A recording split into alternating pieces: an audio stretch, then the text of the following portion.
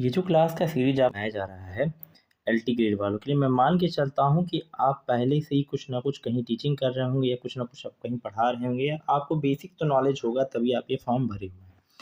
इसके क्यूरियोसिटी के हिसाब से मैं आपको बताऊँ तो बेसिकली हम लोग फिजिक्स का सीरीज स्टार्ट करने वाले हैं। देखिए, जो भी मैं वीडियोज़ आप लोगों के अपलोड कर रहा हूँ सीरीज बाय सीरीज, आप प्लेलिस्ट में जाके चेक करेंगे तो वहाँ से आपको को मिल जाएगा। दूसरी चीज़ ये है कि जो भी कंटेंट आपको पढ़ाया जाएगा, आप किसी की वीडियो देखते हैं या समझते हैं तो आपकी काफ़ी टाइम लगने वाले हैं। मैं 20 मिनट के अंदर एक-एक टॉपिक क्लियर कर दूँगा, इतना समझिएगा आपको। रिवीजन क्लासेस के मोड में आपका काफ़ी टाइम बचाते हुए मैं रिवीजन क्लासेस के मोड में इसलिए नोट्स में पढ़ा रहा हूँ, समझा रहा हूँ, जिससे रिवीजन क्लासेस के रोड में आप लोगों को टॉपिक कम समय में अच्छे से मिल जाएँ। तो चैनल को सपोर्ट कीजिएगा, हो सके तो ये शेयर भी कीजिएगा, ठीक है? अगर हम बात करें आज के टॉपिक को, तो आज का टॉपिक क्लास 11th का टॉपिक्स रहेगा, जिसमें यूनिट एंड डायमेंशन है। अब देखिए, अगर हम सिलेबस की बात करें तो सिलेबस का पूरा चार्ट आप लोगों को मिला ही होगा एलटी ग्रेड के साइंस का। तो आज हम फिजिक्स में पूरा टॉपिक समझने वाले हैं कि फिजिक्स का क्या सिनेरियो रहने वाला है। फिजिक्स की बात करें, अगर हम लोग यूनिट एंड डायमेंशन की बात करें तो मात्रक एवं बीमाएँ क्या होती हैं। तो जो मात्रक हैं हमारे पास, उनका जो सिस्टम है, सिस्टम ऑफ यूनिट, वो जो लिया गया है वो फ्रांस से लिया गया है और वो फ्रेंच गवर्नमेंट थी जिन्होंने अप्रॉक्सीमेटली इसको लागू किया था और इसके लिए 3 यूनिट उन्होंने बनाया, जिसे कहते हैं एफपीएस, एक होता है सीजीएस, एक होता है एमकेएस, जो इस समय भी चल रहा है अभी टाइप में एमकेएस ही। एफ जो है, पीएस का मतलब क्या होता है, ये ब्रिटिश सिस्टम के द्वारा लगाया गया। जैसे एफ मतलब होता है फुट होता है, पाउंड होता है, सेकंड होता है। जैसे आप केक लेते हैं तो पाउंड में लेते हो, केक की प्रथा ब्रिटिश से ही आई है। उसके बाद होता है सीजीएस। सीजीएस जो होता है ग्रेविएशन सिस्टम कहा जाता है। अगर हम बात करें इसमें तो सेंटीमीटर, ग्राम और सेकंड होता है। एमकेएस की बात करें तो इसमें होता है मीटर, किलोग्राम पर सेकंड, और इसी को जो है आज के टाइम में एसआई सिस्टम यानी एसआई यूनिट कहा जाता है, ठीक है। तो आगे हम बात करें सर यूनिट क्या होती है, तो यूनिट की अगर हम बात करें तो यूनिट 2 तरह से होगी, वैसे होती 3, बाद में सुनेंगे क्या चीज़ें हैं, लेकिन 2 तरह से आपकी है।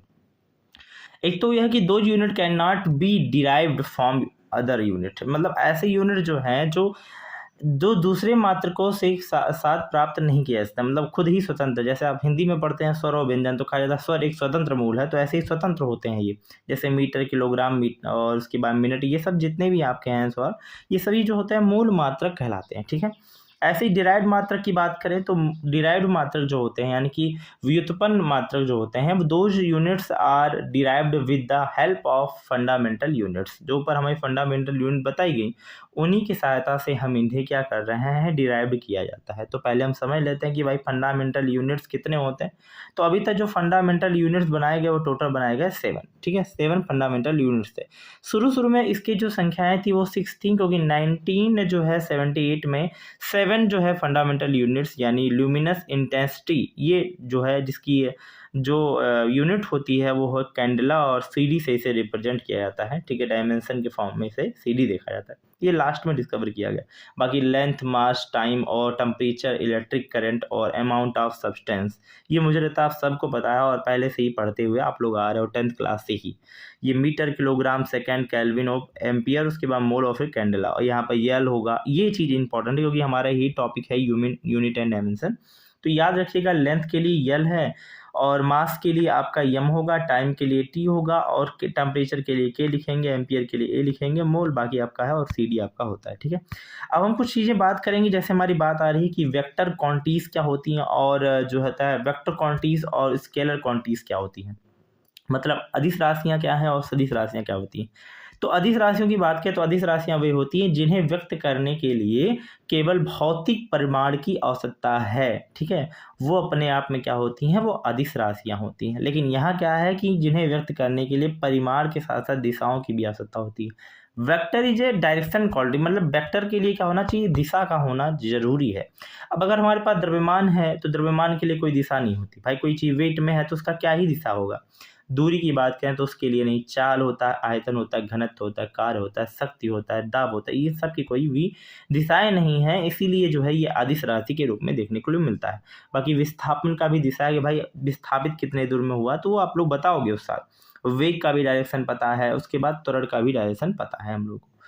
अगर हम बात करें थोड़ा समझने के लिए, तो जो डिस्टेंस होता है वो होता है equal to speed multiply time, यानी दूरी बराबर होता है चाल, उसके बाद गुणे में समय।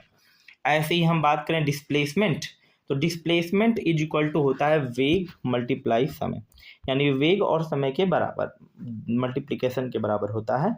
तो अगर हम स्पीड की बात करें, यानी कि यहाँ से हम बात करें स्पीड क्या होगा, तो स्पीड इज इक्वल टू होता है दूरी यानी डिस्टेंस अपॉन टाइम, और इसका यूनिट जो होता है वो मीटर पर सेकेंड होता है। मतलब कंपेयर करा रहा हूँ आप लोगों को, इनसे कंपेयर कर लेंगे आप। तो स्पीड का भी जो हमारा जो यूनिट है वो क्या है, मीटर पर सेकेंड, और ऐसे ही वेग बराबर होता है विस्थापन बटे में समय। वेग बराबर हो जाएगा विस्थापन, क्योंकि वेग को रोकेंगे तो समय नीचे आ जाएगा। तो मीटर पर सेकंड इसका भी यूनिट और मीटर पर सेकंड इसका भी यूनिट है। तो यूनिट तो सेम हो गई, लेकिन फिर भी ये क्या है, वेक्टर क्वांटिटी है और ये स्केलर क्वांटिटी है। उसका रीजन क्योंकि इसमें डायरेक्शन होगा, इसमें डायरेक्शन नहीं होगा, ये सबसे बड़ा फैक्टर होता है। अगर हम बात करें एक्सेलरेशन के बारे में, तो एक्सेलरेशन होता है यानी त्वरण होता है वेग बटे में समय। तो वेग का क्योंकि अभी हम पढ़े हैं वो क्या होता है, मीटर पर सेकंड होता है, और अगर हम मीटर पर सेकंड है तो सेकंड को नीचे भेज दें तो मीटर सेकंड स्क्वायर होगा। तो मीटर के लिए सर ने बताया था यम, मीटर आपका है मीटर पर सेकंड स्क्वायर। अगर इसके डायमेंशन की बात करें तो डायमेंशन अभी हम समझने वाले भी हैं, लेकिन अगर मीटर बोला है तो मीटर के लिए क्या होता है, यल होता है, सेकंड के लिए टी होता है, टी पे पावर -2। तो ये आपका मतलब डायमेंशन भी बन जाएगा। आगे हम देखने वाले हैं भाई, पहले नंबर समझेंगे कि दूरी और विस्थापन में क्या अंतर है। देखिए बच्चों वाला क्वेश्चन है, फिर भी समझते चलिए। दो फिगर हमने लिए हैं, एक ये और एक ये, दोनों में हम समझने वाले हैं कि दूरी और विस्थापन क्या है। इसमें भी हमने मेजर करके रखा हुआ है। इसके बाद हमें ए बी सी डी एक त्रिभुज है जिसमें हमारा ए बी की वैल्यू 3 है और बी सी की वैल्यू 4 और ए सी की वैल्यू जो है 5 है। अगर इसमें हम दूरी की बात करें तो दूरी क्या है, यहाँ से यहाँ तक जो आप चलेंगे, मतलब ए से चल रहे हैं उसके बाद कहाँ सी तक, तो ये इसकी दूरी होगा और दूरी आपका 7 मीटर होगा। शॉर्टेस्ट पार्ट जो आप देखोगे, शॉर्टेस्ट पाथ यानी छोटा जो दूरी होगा वही उसका क्या कहलाएगा, विस्थापन कहलाएगा। बहुत सारे ऑप्शन आपसे अब दे करके पूछा जा सकता है भाई, ए बी सी डी कुछ भी दे दिया सकता है और कह दे 1 फिर उसके बाद 2 यहाँ 3, तो आपको पता है 3 और 2 ऐड करेंगे तो 5 इसकी दूरी हो जाएगी और ये जो आपको दिखेगा ये आपका विस्थापन हो जाएगा। मुझे लगता है वो समझ में आ रहा होगा आप लोगों को।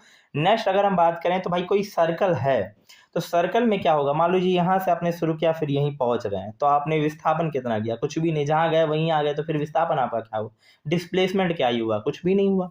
लेकिन दूरी की बात करें तो दूरी क्योंकि यहाँ से आपने एक सर्कल बनाते हुए चला, सर्कल का जो एरिया होता है वो आर होता है और बाकी जो है 2 पाई, क्योंकि आपको एक सर्कल जो पाई होता है, तो ये जब टोटल है तो पाई पाई 2 पाई आर, यानी कि आपका जो दूरी होगा हो जाएगा 2 पाई आर। याद रखिएगा क्योंकि क्वेश्चन भी बनने के चांसेस हैं। अब हम लोग समझने वाले हैं फिजिकल क्वांटिटीज और अन्य भौतिक राशियों में संबंधी। यूनिट की बात करें तो यूनिट भी आपका है और डायमेंशन भी है। अगर इतना चीज़ें आप सभी को पता होगा, मुझे पता है स्पष्ट रूप से कि आप लोग ये बात समझ रहे होंगे। एरिया की बात करें तो लंबाई गुणे चौड़ाई होता है, तो इसका यूनिट बनेगा मीटर स्क्वायर। और अगर डायमेंशन की बात करें तो यम ही सिर्फ है, क्योंकि डायमेंशन निकालने के लिए यम एल टी लगता है, और जो भी मैंने ऊपर यूनिट बताए हैं डायमेंशन के लिए वो सब लगते हैं। तो यम तो कुछ है ही नहीं, यल है, यल पे पावर 2 और टी का 0 है, तो ये हमने लिख दिया। ऐसे आयतन भी है, लंबाई गुणे चौड़ाई गुणे ऊंचाई होता है, मीटर क्यूब होगा और यहाँ पर यल क्यूब हो जाएगा। चाल की बात करें, चाल बराबर दूरी बटे समय, तो दूरी आपका क्या होता है, मीटर में होगा, समय जो है वो सेकंड में होगा, तो यल टी, और यल जब ये टी ऊपर जाएगा तो टी पे पावर -1 हो जाएगा, तो यहाँ यल टी पे पावर -1 हो जाएगा। ऐसे ही बात करें वेलोसिटी यानी वेग के बारे में, तो विस्थापन बटे में समय होता है मीटर पर सेकंड, इसकी भी यूनिट है। देखिए यूनिट दोनों की सेम है, बट अगर ये भी बात करें ये तो दोनों आपको बता ही दिया डिफरेंस क्या होता है, ऊपर मैंने क्लियर किया ही, आप देख लीजिएगा एक बार। इसका भी यम तो है नहीं, तो यहाँ पर आपका यल आएगा, टी पे पावर -1 आ जाएगा, ठीक है। ऐसी बात कर एक्सेलरेशन के बारे में, तो एक्सेलरेशन मतलब त्वरण क्या होता है, वेग बटे में समय होगा। तो यहाँ पर मीटर पर सेकंड वेग का हो जाता है और समय का यानी सेकंड हो जाएगा, ऊपर बताया मीटर पर सेकंड होगा, तो समय का सेकंड का सी हो जाएगा, सेकंड का सेकंड हो जाएगा, सेकंड जब नीचे आएगा सेकंड का स्क्वायर हो जाएगा और बचेगा यम यल पे पावर -2। ये आप लोगों को देखने को मिलेगा एक्सेलरेशन में। फिर आता है फोर्स। फोर्स की बात करें तो उसका जो होता है वो एफ बराबर होता है यम बी, आपने ये सुना होगा, या एफ बराबर होता है सॉरी एम ए। तो यम फॉर होता है मास, ए फॉर होता है एक्सेलरेशन। तो मास और त्वरण होता है। अगर यहीं थोड़ा सा यूनिट कैलकुलेशन के देखें तो भाई मास का होगा किलोग्राम और त्वरण का भी सर ने बताया ऊपर क्या होता है, त्वरण का बताया मीटर पर सेकंड स्क्वायर।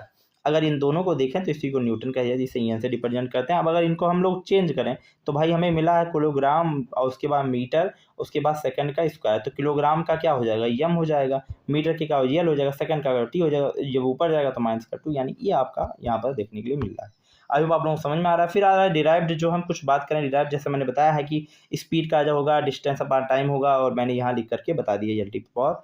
ऐसे ही फोर्स का भी मैंने बताया। एनर्जी, एनर्जी के लिए दो होगा, एक काइनेटिक एनर्जी के पोटेंशियल एनर्जी, तो काइनेटिक एनर्जी पोटेंशियल एनर्जी को भी देखेंगे तो हम यहाँ देख लेंगे और समझ में आ जाएगा, ये मैंने ऊपर डिस्कस किया। मोमेंटम की बात करें और उसके बाद इपल्सन्स यानी कि आवेश और संवेग, इन दोनों में क्या, तो आवेश और संवेग के लिए आपने डिफिनेशन पढ़ा होगा डेल्टा पी अपान में माइनस का डेल्टा ई, यानी डेल्टा जो है वो वर्ड होता है परिवर्तन यानी चेंज का, और डी जो होता है D P Y by D T, जैसे आपने अवकलन में दिखा होगा डी पी वाई में डी टी अगर लिखा होगा तो डी पी डी टी बोलते थे, बाई बोलते नहीं थे। तो ये जो है वेरी वेरी स्मॉलेस्ट चेंज के लिए आपको इसका यूज होगा और ये परिवर्तन का सिंबल होता है, ठीक है। अगर हम बात करें यहाँ पर तो ये चीज़ें क्या होंगी, पी यानी पी इज इक्वल टू होता है यम वी, तो यम मतलब होता है, अभी के दोनों का डायरेक्शन ही है, तो यहाँ आई इज इक्वल टू होता है इम्पल्स इज इक्वल टू होता है फोर्स इंटू में डी टी, जैसा मैंने बताया ऊपर, और ऊपर हमने फॉर्मूला दिया भी है। तो अगर हम कैलकुलेट करें तो मास का होगा किलोग्राम और वी मतलब वेलोसिटी का मीटर पर सेकंड -1, तो किलोग्राम यानी यम, और यहाँ पर ये जो आपका मीटर है उसके लिए यल और टी पे पावर -1 आ जाएगा, ठीक है। ऐसे आई की बात करें तो एफ इंटू में डेल्टा टी होगा, डेल्टा टी है, टी पे पावर -1 होगा, और एफ की वैल्यू होती है एम एल टी पे पावर -2, और ये पूरा कैलकुलेट करेंगे तो ये निकल के आएगा। मुझे लगता है होप समझ में आ रहा है। फिर ऐसे ही बात करें फाइंड द डायमेंशन, डायमेंशन कैसे फाइंड करेंगे, कुछ क्वेश्चन समेत मिल रहे हैं यहाँ पर। जैसे हमें मान जाए जी का ज्ञात करना है, एच का ज्ञात करना है, ठीक है, एच प्लांक कांस्टेंट, म्यू का ज्ञात करना है, आर का ज्ञात करना है। एच क्या होता है, जी क्या है, कैपिटल जी जो होता है उसे बोलते हैं सार्वत्रिक गुरुत्वाकर्षण स्थिरांक यानी यूनिवर्सल ग्रेविटेशनल जो है कांस्टेंट कहा जाता है, और एच होगा प्लांक कांस्टेंट, और जो म्यू आप लोगों को दिखने को मिल रहा है वो अपवर्तनांक जो है वो है, और अपवर्तनांक की यूनिट लेस होती है। इन सबका पहले आप लिख करके कमेंट में बताएंगे जरूर कि ये इन सबका जो है यूनिट क्या होगा, और आप लोग कमेंट करके बताएं, तब तक हम चीज़ों को और एक्सप्रेस करेंगे और लास्ट में हम इनको बताने वाले भी हैं। अगर हम बात करें प्रेशर के बारे में, दाब के बारे में, तो दाब क्या होता है, दाब बराबर होता है बल बटे में क्षेत्रफल। बल की बात करें तो बल का क्या होगा फॉर्मेट, तो न्यूटन और मीटर स्क्वायर होगा, अगर स्क्वायर ऊपर जाएगा तो क्या हो जाएगा, यन न्यूटन यानी एम पे पावर -2। न्यूटन का पता है, अभी आप लोगों ने पढ़ा है, यम यल टी पे पावर -2 होता है, न्यूटन क्या होगा यम यल टी पे पावर -2, और ये जो आपको मीटर है तो मीटर का स्क्वायर, 1 मीटर स्क्वायर से 1 मीटर स्क्वायर कैंसिल हो जाएगा, तो यहाँ बचेगा क्या, यम यल पे पावर -1 क्योंकि जब ये ऊपर जाएगा, और टी पे पावर -2 जैसे यहाँ पर दिया हुआ है, ठीक है। तो ये आपका दाब, क्योंकि दाब को पास्कल की एक उसका यूनिट पास्कल भी है, तो ये देखेंगे आप लोग। वर्क और ऊर्जा के बारे में बताया है, वर्क और ऊर्जा दोनों के दोनों ही, कार्य और ऊर्जा दोनों के दोनों ही है बल गुणे में विस्थापन। इसकी यूनिट बनेगी, बल का तो पता है न्यूटन होता है, विस्थापन बोला तो मीटर हो गया, और इसी की वैल्यू जूल कहा जाता है। अब इसी का जो यूनिट है आप लोग यहाँ से देख लीजिए, एम एल पे 2 और टी पे पावर -2 हो जाएगा, ठीक है। ऐसे ही हम बात करें थोड़ा समझने के लिए आपको बताएं तो भाई वर्क इज इक्वल टू होता है फोर्स इंटू डिस्प्लेसमेंट। आप कमेंट करके बताएंगे पूरा जी और सबका वैल्यू क्या होता है, तब तक मैं ये चीज़ों को एक्सप्रेस कर रहा हूँ आपके सामने। तो W इज इक्वल टू होता है एफ इंटू में कॉस थीटा, तो अगर ये चीज़ आप पढ़ चुके हो क्योंकि भाई डायरेक्शन होता है वर्क में, ठीक है। अगर हम बात करें तो एक चीज़ समझिएगा, दो वेक्टर जो क्वांटिटीज हैं वो बनकर स्केलर क्वांटिटी बन जाती हैं, अगर दो वेक्टर क्वांटिटी का मल्टीप्लाई होगा तो स्केलर बन जाएंगी। मैं आगे बता रहा हूँ ये सब चीज़ें कि कहाँ से कैसे क्या हो रहा है क्या नहीं हो रहा है, पूरा टाइम देंगे हम, थोड़ा टाइम दीजिए। अगर कार्य की बात करें तो कार्य इक्वल टू बल गुणे विस्थापन, बल की वैल्यू एम एल टी पे पावर -2, इसकी वैल्यू एल होगी, यहाँ पर कैलकुलेट करेंगे तो ये आएगा न्यूटन मीटर और जूल हो जाएगा, 1 जूल बराबर होता है 1 न्यूटन मीटर, ठीक है।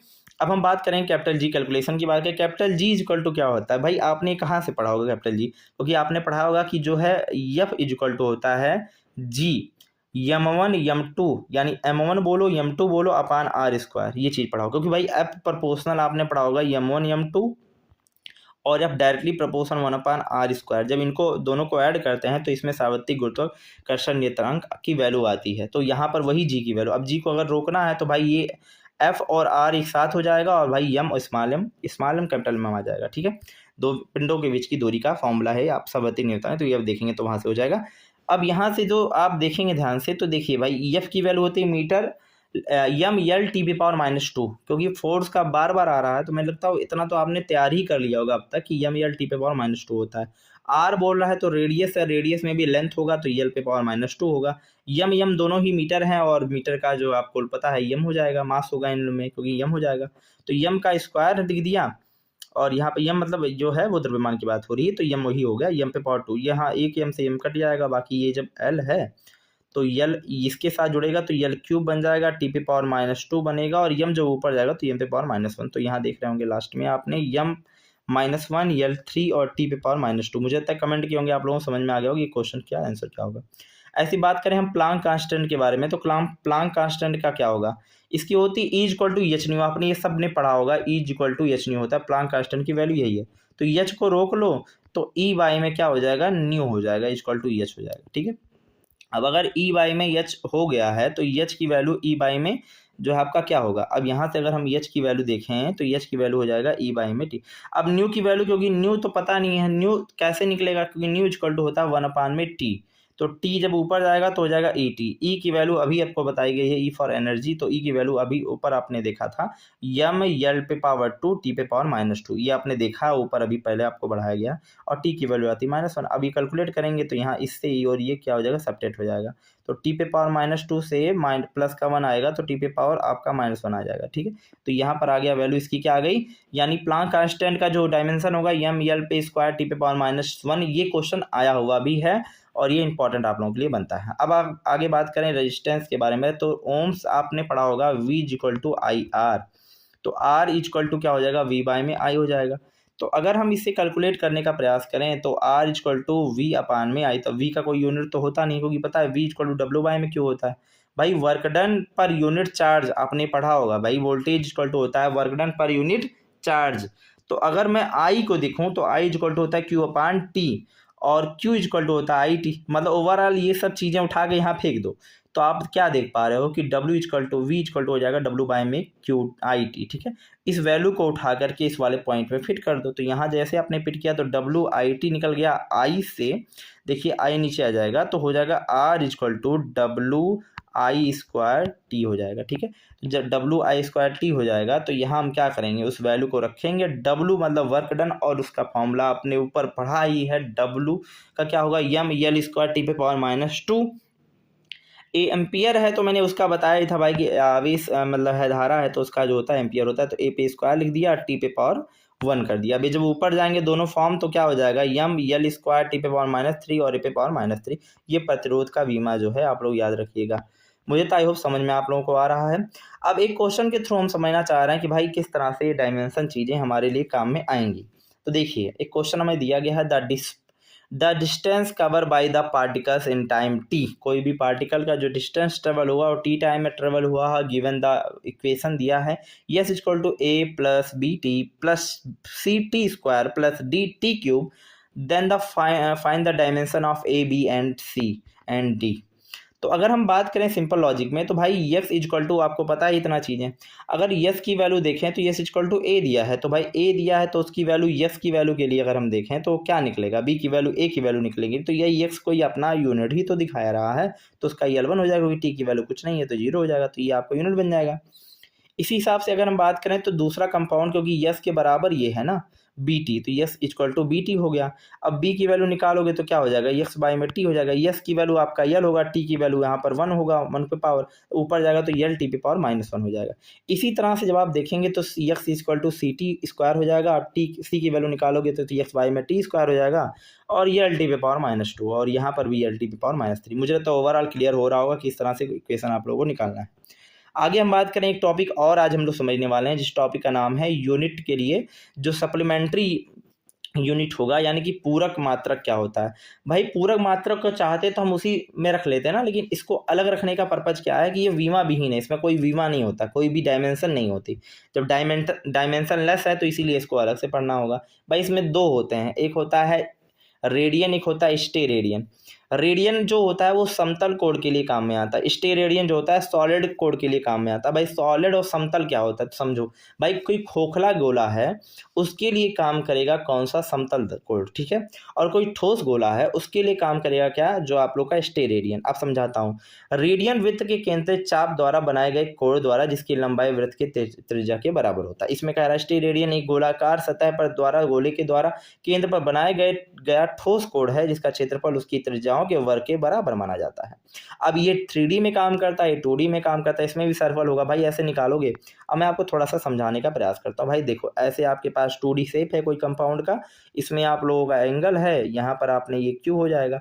बस इसमें क्या होगा, इसमें भी आपका सॉलिड है तो सॉलिड आप काट के निकालोगे तो कुछ इस तरह से दिखेगा ऐसे, तो ये थीटा बनाता है, जैसे यहाँ मैंने लिखा हुआ भी थोड़ा बहुत आप देखेंगे, बाकी इसमें बहुत ज़्यादा डिटेल नहीं पढ़ना है।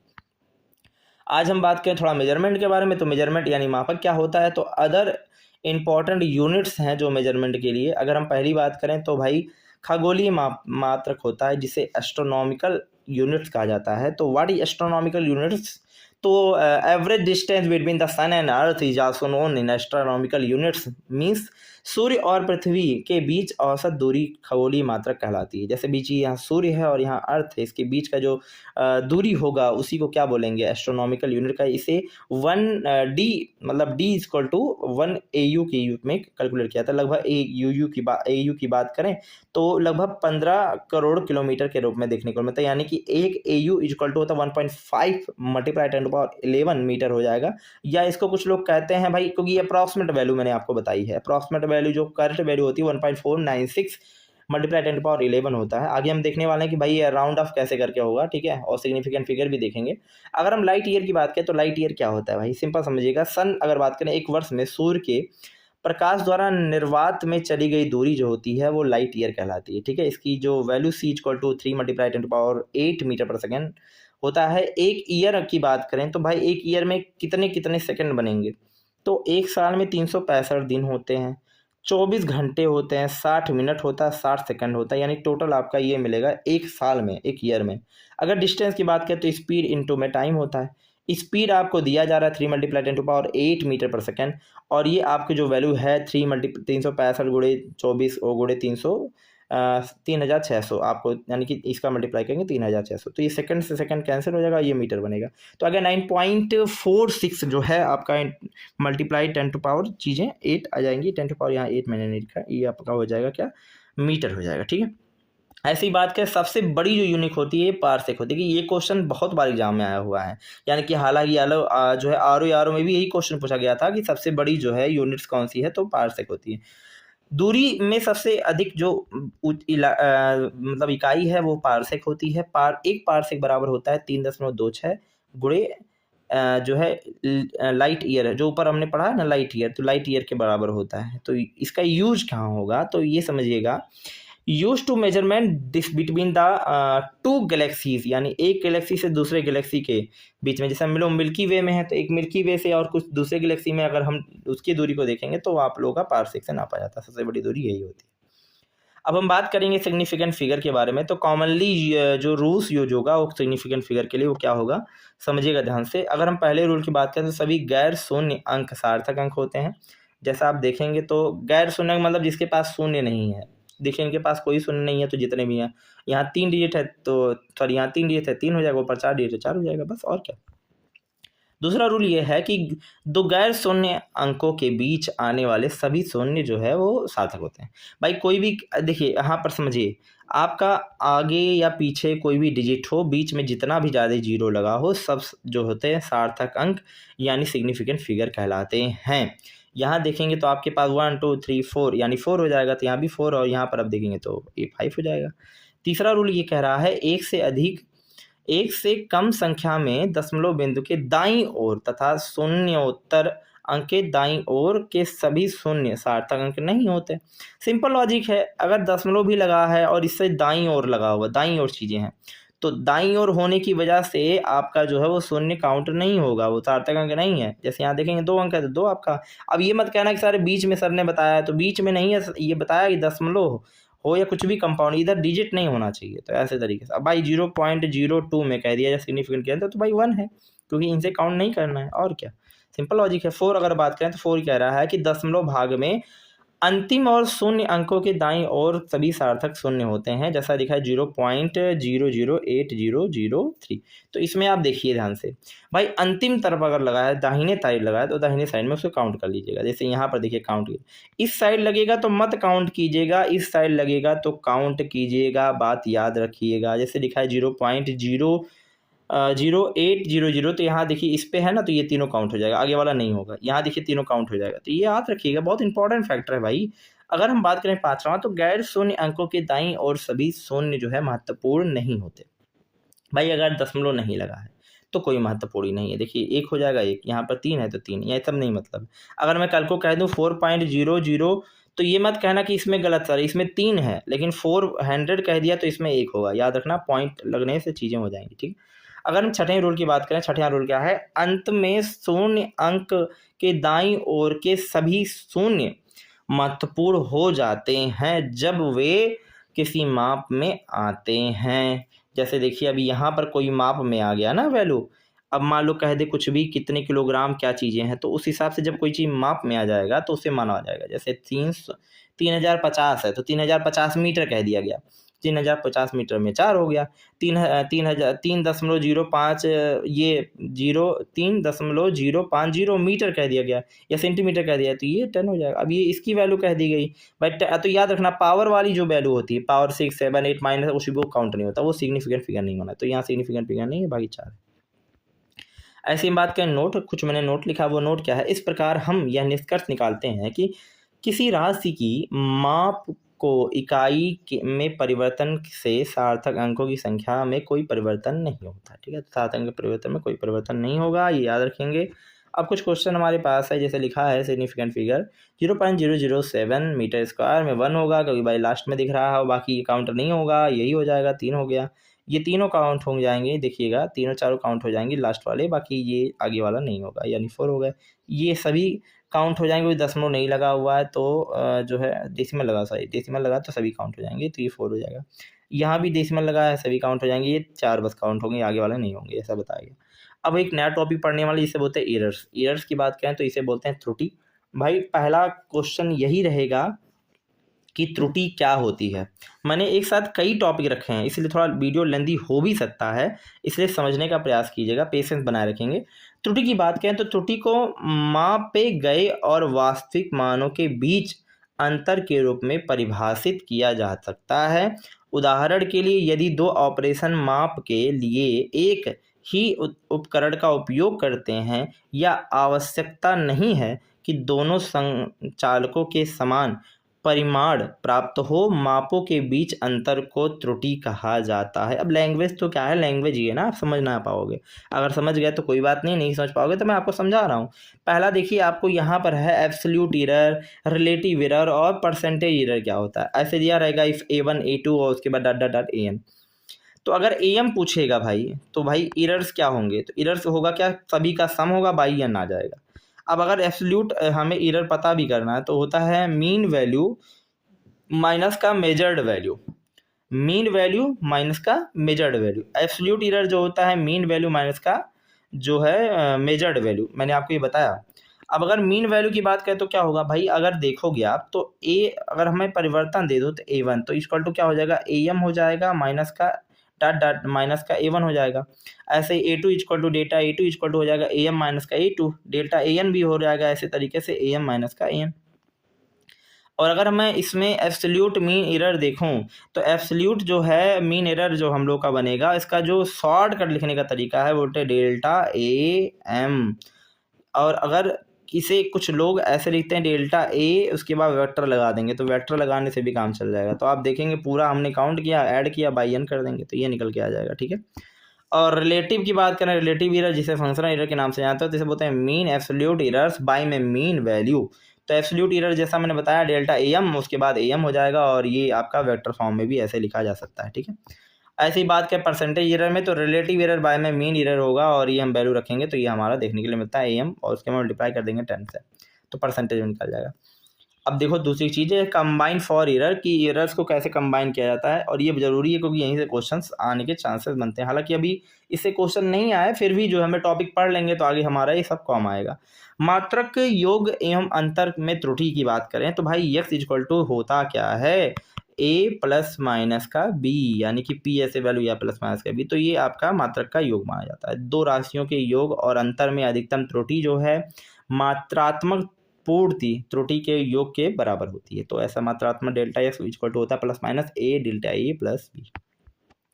अब एक क्वेश्चन लेते हैं और उस क्वेश्चन से समझाने का प्रयास करते हैं। भाई क्वेश्चन क्या है पहला समझिए, हमें दिया है कि एक प्रयोग में 2 संधारित्र है। भाई क्वेश्चन जरूरी है, बात देख लीजिए ध्यान से। एक हमें ये दिया हुआ है, दूसरा संधारित्र हमारे ये दिया हुआ है, और कह रहा है कुछ संधारित्रों की गणना कीजिए। भाई एक चीज़ समझिए, रजिस्टेंस यानी प्रतिरोध के विपरीत होते हैं जो हमारा क्या बोलते हैं संधारित्र यानी कैपेसिटर। तो फॉर्मूला होता है कैपेसिटर अगर पैरेलल जोड़ेंगे, याद रखिए मैंने यहाँ लिख कर भी रखा है आप लोगों के लिए क्योंकि टाइम आप लोगों का बचे। अगर हम बात करें इन capacitor in arrange in parallel, तो पैरेलल के लिए हो जाता है क्या है CP इक्वल टू होता है P पर parallel C1 plus C2 plus C3 dot dot dot CN हो जाएगा। इन सीरीज में 1/C और पी उसके बाद सीरीज बोला तो यस कर दीजिए, 1/C1 plus 1/C2 plus 1/C3 plus 1/CN। तो ये आपका कैपेसिटर के लिए दोनों चीज़ें फैक्टर प्रयोग होगा। लेकिन एक चीज़ और है, ज़रूरी है ध्यान दीजिएगा, अगर यही रेजिस्टेंस होता तो उल्टा हो जाता, ठीक है।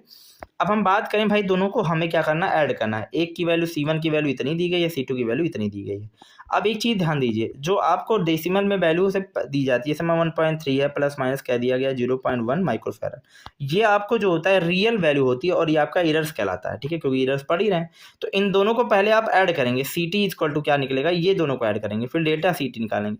ये जब दोनों को ऐड करेंगे तो CT निकल गया, और इनको ऐड करेंगे तो आपका क्या हो जाएगा, ये आपका डेटा CT निकल जाएगा। और जब ऐड करेंगे CP, तो CP बराबर C1 प्लस C2 हमने बताया ही है। तो अगर दोनों को ऐड करेंगे तो देखिए क्या होगा, इनको ऐड किया हुआ जो कंपाउंड निकला ये यहाँ पर, और इनको ऐड किया हुआ कंपाउंड जो हमने यहाँ निकाला ये दोनों लिख देंगे माइक्रोफैरड, यही आंसर होता है, ठीक है। एक और क्वेश्चन समझाते हैं, ये ज़्यादा समझ में नहीं आया। तो क्वेश्चन क्या है भाई, ले रहा है 2 सिलेंडर की लंबाई दी गई L1 और दूसरा दिया है L2, और उसकी त्रुटि और लंबाई और उसमें अंतर ज्ञात कीजिए। अंतर माने माइनस करना है। तो L1 की वैल्यू पता है, L2 की वैल्यू पता है। एक बात याद रखिएगा, एरर्स के अंदर जो होगा हमेशा प्लस ही होगा, यानी इन दोनों का हमेशा प्लस होगा, भले से माइनस बोला करने के लिए। तो पहले इन दोनों के बीच में माइनस कर लीजिए, तो y 5.62 माइनस का हो जाएगा 4.32। जब इनको माइनस करोगे, ठीक है, 4.34 है, ठीक है, तो इसको माइनस करेंगे तो ये वैल्यू आ जाएगी 1.28 आ जाएगी। और इन दोनों को अब करना प्लस है, तो भाई 0.01 में 0.02 ऐड करोगे तो 0.3 हो जाएगा, ठीक है। तो यानी टोटल वैल्यू निकल के क्या आ गई, तो ये वैल्यू निकल के आ जा रही है कि 1.28 प्लस माइनस 0.03, ये आपका एरर्स होता है। आई होप आप लोगों को समझ में आ गया होगा। इतने टॉपिक्स हमने आज एक वीडियो में समझने का प्रयास किया। आई होप आप लोगों को पूरे टर्म समझ में आ रहे होंगे। अगर सब टर्म समझ में आ रहा है तो प्लीज़ चैनल को सपोर्ट कीजिए, और जो भी अल्टीग्रेड की तैयारी कर रहे हैं, जो केमिस्ट्री या साइंस फिजिक्स में पढ़ना चाह रहे हैं, GS भी अमूमन पूरी चीज़ें, ये सिर्फ और सिर्फ चैनल GS केमिस्ट्री और सभी चीज़ों के लिए बनाया गया है, और ये सिर्फ और सिर्फ अल्टीग्रेड को ध्यान में रखते हुए बनाया गया है। तो उन सबके पास शेयर कीजिए। आई होप आप लोगों को समझ में आएगा। तो धन्यवाद, जय हिंद। सपोर्ट कीजिए चैनल को।